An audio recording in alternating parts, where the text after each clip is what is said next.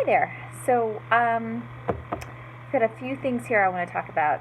First, we're going to do women's clubs. Um, so, let me just kind of briefly kind of sum up this movement for you.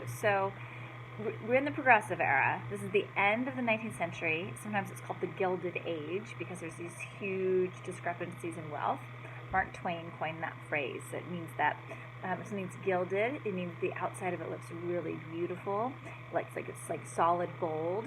But if you scrape away at the surface, you can see that it's not. It's just been covered in gold. So like maybe a frame of a mirror, right? It looks like solid gold, but if you scrape away, it's just been plated in gold. And that's this period of time is sometimes referred to as the Gilded Age because it looks really great. There's lots of wealth, but most people don't have access to that wealth.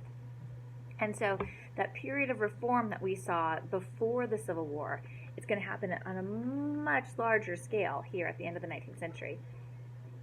And when we talked about reform before the Civil War, we said it was really just a small number of people. It was in the North.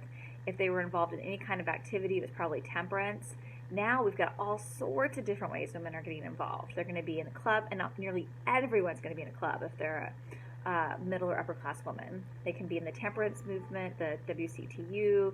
They might work in the settlement house movement. They might be in the WTUL. So there's all different ways that women can participate now in reform, much bigger scale than we saw before. And so the club movement, what this was, I mean, really, like, there'd be dozens and dozens of clubs in every community. And initially they start out as like a learning method, right? I mean, these women's daughters can go to college, but these women in the clubs, they didn't have access to college.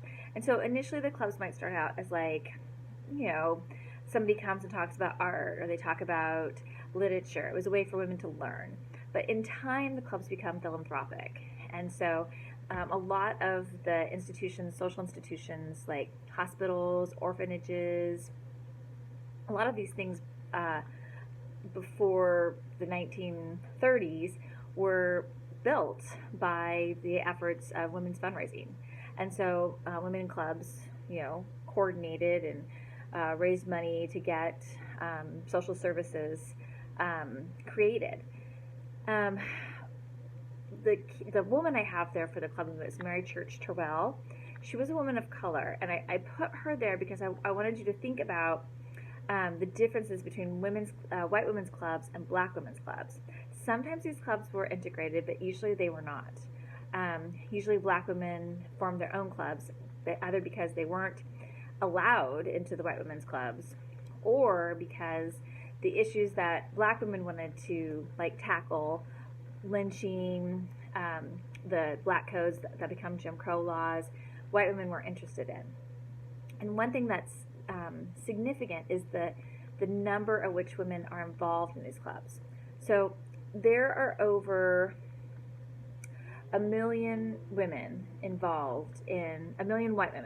involved in clubs within the United States. Mary Church Terrell heads up all of the clubs that are made up of black women. And black women's clubs have 500,000 members.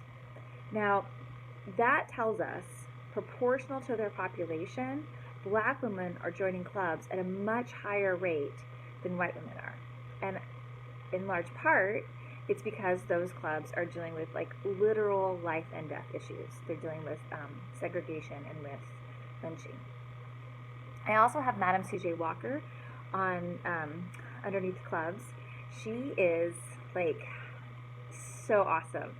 So you've got some, I don't know if I can find it fast enough, but you've got some of her examples of her beauty products in your textbook. It's in a different chapter though. What she did is, you're going to see a little clip about her, and she used the clubs to, okay, here she is.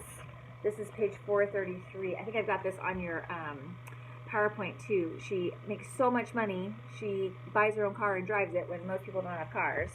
But she was a single parent, and she was super stressed because she was a single parent in a time when, it would be stressful to be a single parent regardless, but in a time when there's really not support for single parents. She's also a woman of color, and so she was losing her hair, and she had worked at a barber shop, and she also was a laundress. So she had a sense of like how to use chemicals, and so she started making. I know it's right around here somewhere. She started making hair products. And what's fabulous about Madam C.J. Walker's hair products is she puts, here it is finally, she puts herself in the advertising. It is page 532 of the 5th edition, chapter 9. She puts herself in the beauty products and uses herself as advertisements. You know, look at my hair. I've used the products. You know, this will make you beautiful, and also suggesting that to be black is to be beautiful. Then, as the film clip will note, she uses the clubs to like help sell her products, and then this creates a whole like other possibility for women of color to now like sell these products. If you have Netflix, they actually just did a, is it 4 or 6? I haven't had a chance to watch it because I've been a little busy. I suspect you have too, but I caught like the first 10 minutes or so of it's called Self-Made, and it looks fantastic. So if you've got the opportunity, I haven't watched it, so I can't, in its full run, so I can't speak to it completely, but I've read good things about it, and the 10 minutes or so that I watched looked awesome. So, all right, if you have questions, you can put those in the discussion board. Take care.